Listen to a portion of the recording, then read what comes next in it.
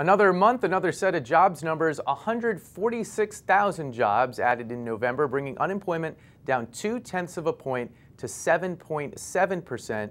But 350,000 people left the workforce, meaning fewer Americans actually have jobs, even though the employment rate improved. So Neil Irwin now joins us to try to make sense of it.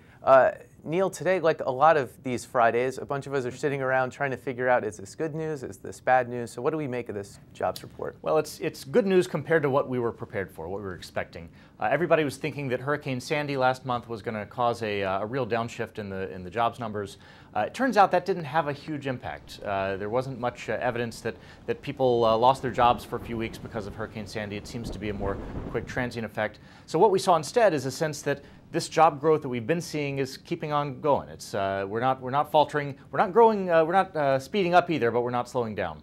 And it's so hard to take this small set of numbers and make too much of it, and the retail numbers are an example of why that's a tricky thing. Yeah, it's, you don't want to make too much of any one month. This month, retail employers added 53,000 jobs, if you believe the numbers, which, the thing is, this year we had a very early Thanksgiving, so maybe retailers added workers earlier than they normally do because they wanted to be ready for that early onset of the holiday sales season. We'll find out soon enough. In the next couple months, if that reverses itself, we'll know that the retail numbers weren't quite as good as they looked.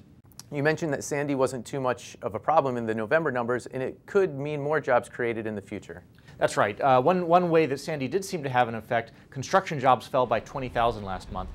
There's every reason to think that'll bounce back because, for one thing, the construction sites that were shut down in November will reopen for business, but even bigger, you'll have all these houses and businesses that were destroyed in the storm have to be rebuilt, and so you'll see more construction workers on the job in the next few months. So bottom line, things continue to improve at a steady pace, but not as fast as we might hope. Yeah, this isn't a great economy, but we're moving in the right direction, just not as quickly as we would all like. Okay. Neil, thanks a lot. Thank you.